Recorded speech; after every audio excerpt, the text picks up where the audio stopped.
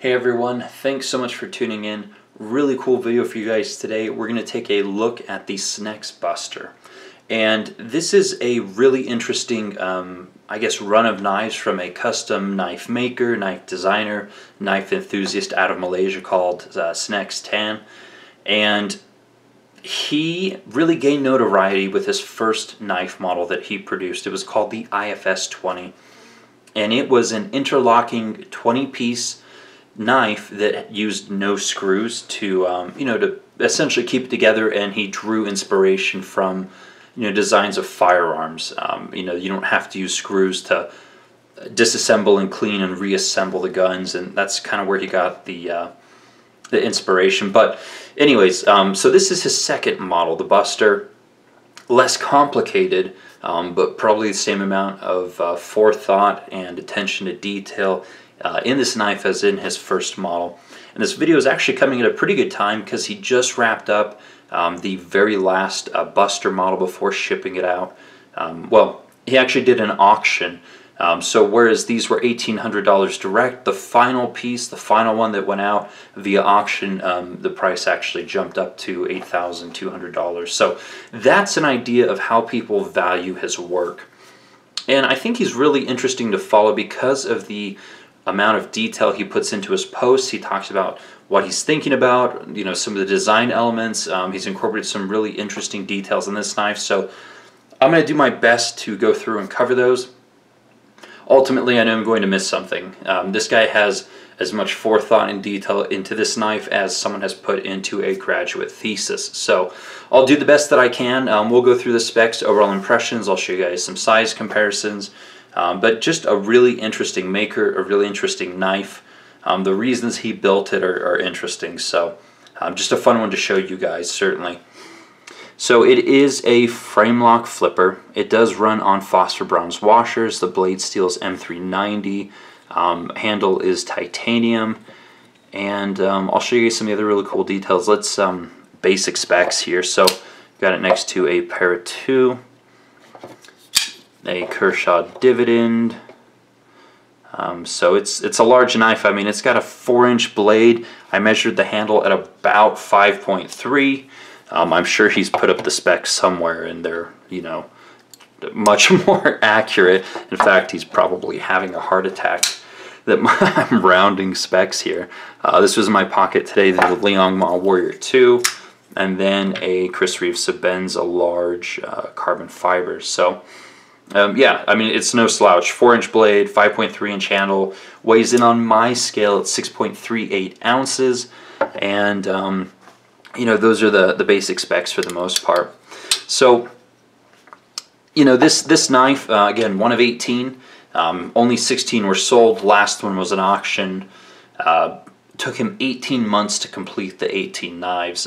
He experimented with finishes along the way, and he put, again, very detailed posts up about what he was doing, what he was thinking about, why he was doing it. He posted an Instagram post where he was taking one of these and he was hammering into a coconut to cut a coconut open, and apparently that was one of the reasons that he designed this Wharncliffe here, was because he wanted a coconut chopper. So he spent he started designing this knife back in I think it was March of 2016. Started first showed it to the public, I think it was in maybe June or July, essentially. So yeah, first started designing in March, first showed to the public in July when he had some basic outlines, and then it took him up until, what are we in now? The end of, what month is it? It's April?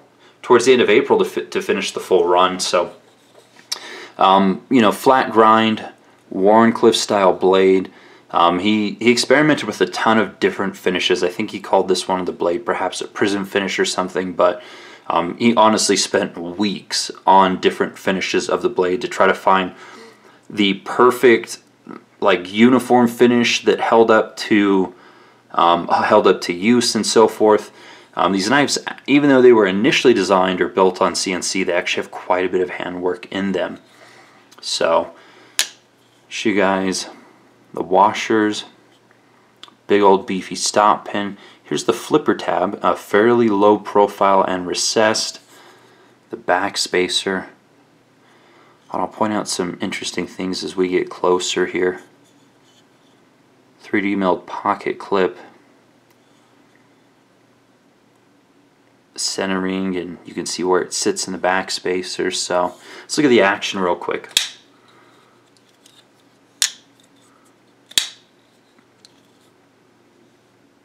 Very, very smooth. So really, really nice action. Ergonomically, it fits beautifully in the hand. I think the jimping he did here with kind of this little accentuated groove is quite comfortable, quite an interesting way to do it. But let's talk about some of the design elements as we go through this. So the pivot here has been slightly raised, and he used a flathead type of pivot. He wanted something universal, super easy to service, and one of the design elements that he shared with me is he wanted to be able to service this knife with a credit card, which is why the pivot is sitting a little bit proud of the liners, and why you have these cutouts right here so that you can, as you turn it, have a place to kind of put your finger and so forth. Even on the back screws, as you can see, it's been slightly recessed so that if you put a credit card in there and you turn it, you've got basically a turn path all the way around. So he was very serious about this being serviceable in the field with a credit card if need be, ideally a screwdriver, but a credit card would work. So that's just one of those things that he thought about as he designed and built this knife. Now, he developed an interesting, basically he called it a hybrid detent pin system. So I'm going to try to get in here and show you guys. So instead of there being a detent ball, it's actually a detent pin that goes all the way through. Let's see if we can get a focus here. And it's obviously flat faced, so that pin goes all the way through, but the pin also sits proud of the titanium on top, and so the blade is making contact with the top of that hardened stainless steel pin. And so it's not hitting the titanium, it's hitting the pin. And so I think Chris Reeve uses that maybe in the Umnumzon or one of the 21 models. It's not this one, maybe the 25. Anyway, so similar to a Chris Reeve design, but instead of a large detent ball, it's a pin that functions as the detent and as the contact point with the blade, essentially. So that's a really interesting pin system. So again, he calls that the hybrid detent pin system, or HDPS for short. He also purposefully made it exposed here in the open position so that he could clean it and lubricate it without having to disassemble a knife. So again, that's kind of the level of detail and thought that has gone into this design. It's completely smooth. Again, this thing's running on washers, perfectly clear, and it functions perfectly well. Although considering the value that this went for, or that one of these went for at auction, are these going to see the use and hard use and carry that Snecx had originally intended? Highly doubtful.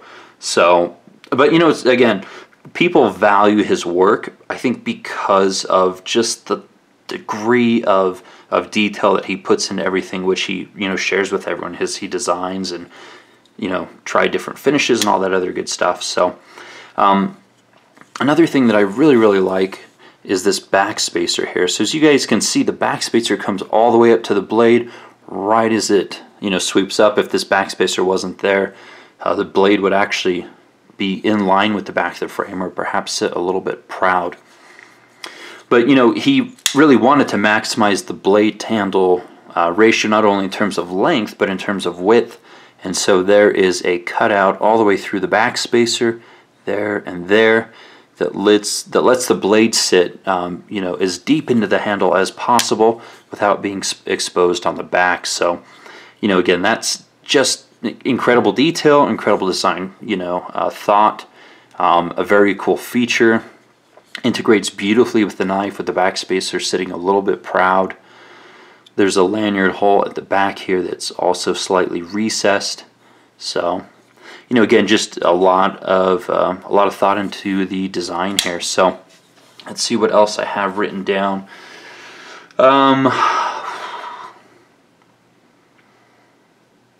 Now Now there is a production version coming of this knife. It's actually being made with J. Kobach knives. I think it's going to be coming out probably Q4 of 2018. I don't recall the price, but obviously it's a lot more reasonable than the 1800 table price. I don't know, maybe 600 or 700, somewhere in that region. You can go to J. Kobach's website if you want to pre-order those, but same design.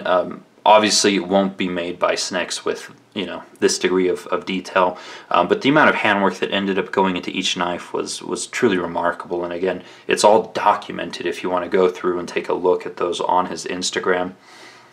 And he also has another production collaboration going with Custom Knife Factory that's based a little bit more closely to his initial design, the IFS 20. Now that design, the very last piece he auctioned as well, and that one auctioned for $12,000. So, you know, again, there are people who definitely appreciate his work and kind of what he does. Let me show you guys some of the internal milling here on this knife. Definitely maxed out. Every single spot he could get internal milling, he certainly did. The pocket clip works really well in jeans. You know, you don't feel it in the hand at all, but you know, again, it's kind of a moot point considering I don't think that anyone is going to be actually carrying and using his designs, so or at least not these custom ones. Perhaps the production versions, definitely a lot of user application, you know, with this large Wharncliffe on washers, although I'm fairly certain that the Kobach collaboration is not going to use his interesting pin system. It's going to be a Kobach rolling detent and, you know, probably a standard lock insert, something along those lines. So, anyways, really cool design. I'm really glad I got to check this one out. I have coveted his work. I would love to get my hands on an IFS 20 and take a look at that 20-piece interlocking knife. Those knives have disappeared again. I don't know who has them or where they went. Very limited run, less than the Buster here, I think, for total production numbers. But anyways, it's, you know, again, someone to follow, someone to check out. It's entertaining, it's interesting. I feel like I've gotten to learn a lot. The finished work on this one is exceptional. The design forethought's exceptional. So, you know, certainly someone to keep an eye out on as far as future probably productions for most people, or if you're a collector and you have the means, then certainly you can, you know, get on his books or chase one of his custom pieces. So I think that is it for the details. Let me see if there's anything else. No, that's it. That's it. So anyways, when I was talking to Snecx about the design here, he sent me about 50 different messages and even drew. He was trying to illustrate a point, and so he pulled up CAD and drew a whole new file just to show me something. So really like the guy. Just super interesting. So anyways, guys, I don't know if I'm really going to be able to convey what is so exciting or interesting about this maker. I think the best way to really figure that out is go read back through his posts, and just take a look at some of the stuff he does and why he does it. So this is a beautiful piece. It's exceptionally well made. One of the nicest actions on phosphor bronze washers that I've ever felt. Obviously that large, you know, heavier blade certainly helps with the action, but his hybrid detent pin system also is a huge contributory factor to why, you know, the action's so good and it feels so interesting. So anyways, that I guess we'll wrap it up there. More videos to come. I have some other really cool blades that are on loan to share with you guys. So thanks as always for watching. Stay tuned, and yeah, take care.